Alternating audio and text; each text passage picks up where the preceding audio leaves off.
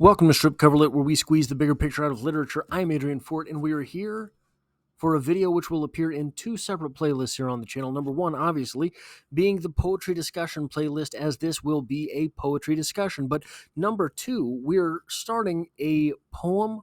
Where's the too much glare there?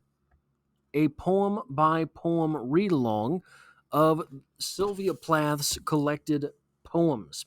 This is the collected poems edited with an introduction by Ted Hughes. Maybe a strange choice, but Sylvia Plath in general, poem by poem. So this will be the 230-somethingth poetry discussion, but also the first of a 274-part series for Sylvia Plath. The poem in question today is Conversation Among the Ruins, and it reads as such. Through portico of my elegant house you walk. I already ruined it.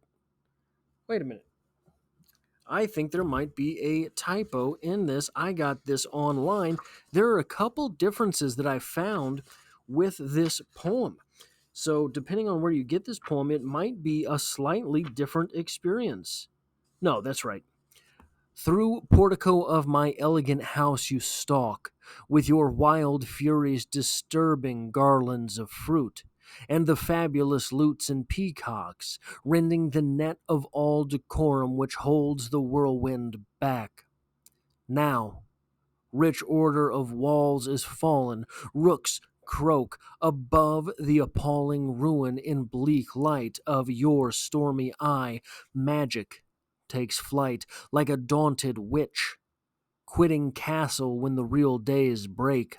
Fractured pillars frame prospects of rock, while you stand heroic in coat and tie. I sit, composed in Grecian tunic and Psyche knot, rooted to your black look, the play turned tragic, which such blight wrought on our bankrupt estate.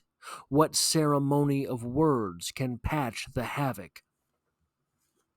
So, in the collection that I have, there is no break between these two lines. Right there. There's no break there. That is one stanza. I also found iterations of this where this break does not exist and the whole thing is a single stanza.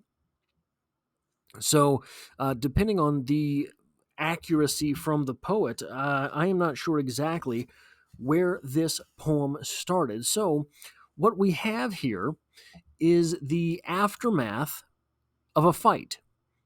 A fight in a relationship, presumably a romantic relationship, and our speaker is so upset that the entire world, her entire world, is wrecked, right? So this is sort of the dramatization of the fight spilling over into the entirety of one's existence.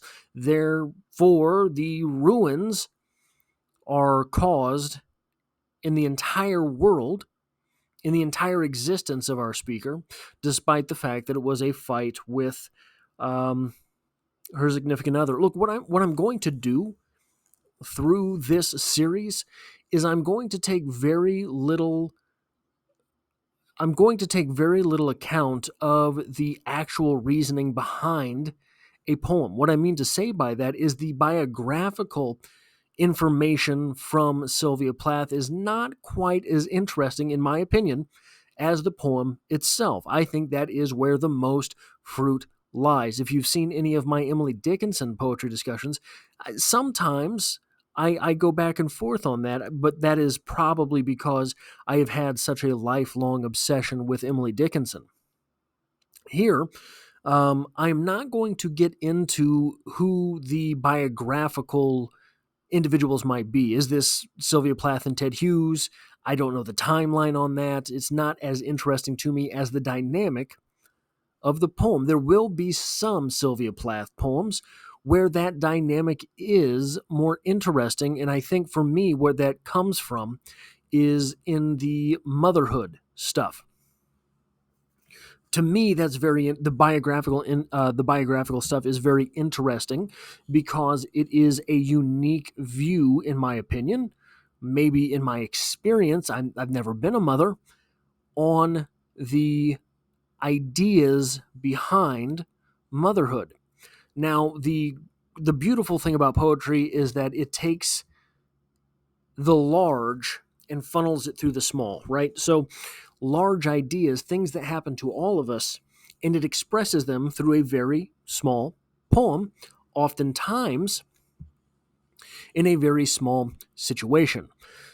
So these poems that we get from Sylvia Plath, and all of my experience with Sylvia Plath's poetry on motherhood, all of the ones that I've read, those are poems that are very unique viewpoints. Now, it might be that those viewpoints occur to every mother, but they occur to every mother in like a 0.01% of the time deal. One thought every day goes up into this, what am I doing? Atmosphere. Or maybe it's more and it just doesn't get expressed. This poem, however, is about a fight with presumably a lover, boyfriend, husband, fiance, don't care. The specific going on is so general that is the interesting part. It is every fight through one. It is every fight that you've ever had with your significant other funneled through the one.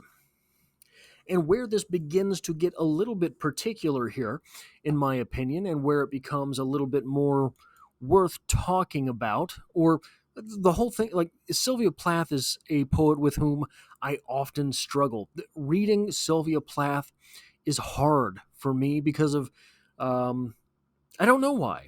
I've attributed this to a gender gap.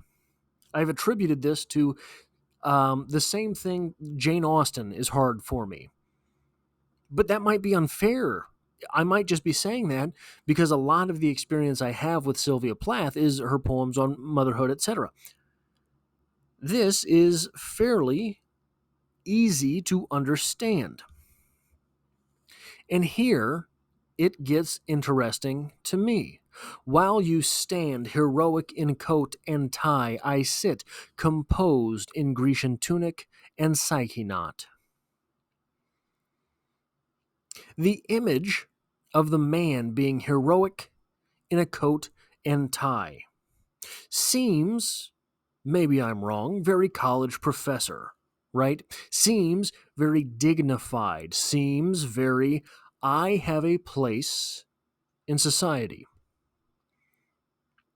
Wearing the coat and tie, standing with authority, standing without humility, standing with,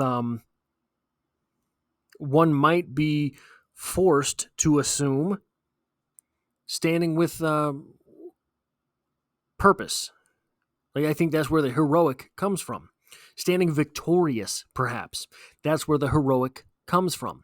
So this individual, this man, is standing heroic in coat and tie, standing very authoritatively over her. I sit composed in Grecian tunic and Psyche knot.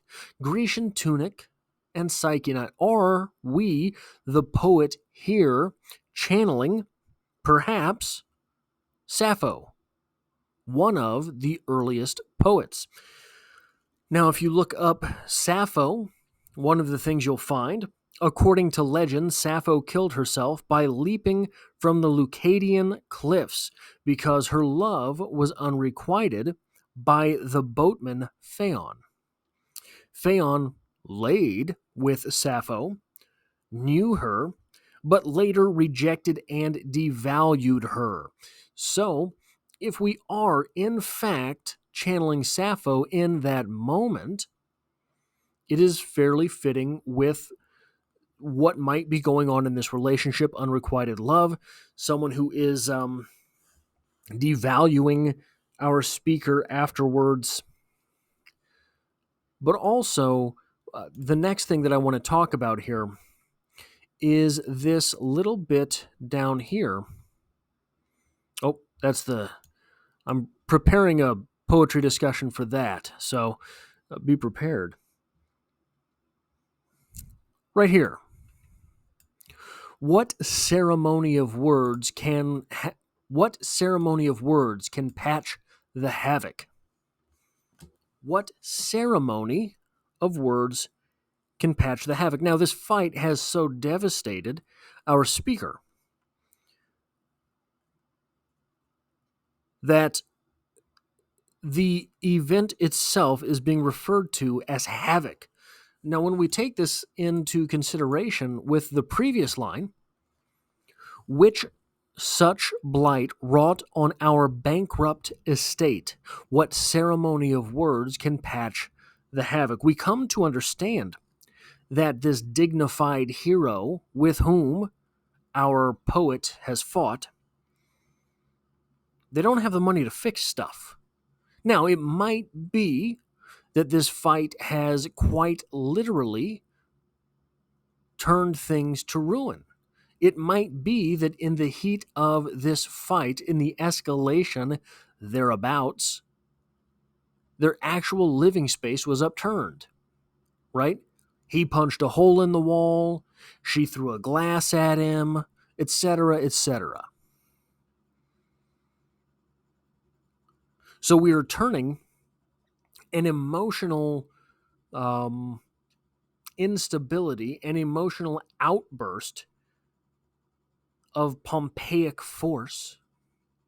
We are turning that into actual physical devastation on a monetary level. We don't really get any reason to assume, I don't believe, that there was actual physical violence between the two. Wild Furies doesn't necessarily suggest that there was a physical confrontation. Stormy Eye is more talking about the way it looks. Of all decorum which holds the whirlwind back, that is probably another inference to the actual stuffs being damaged. But this couplet here, when we get to the end, the sort of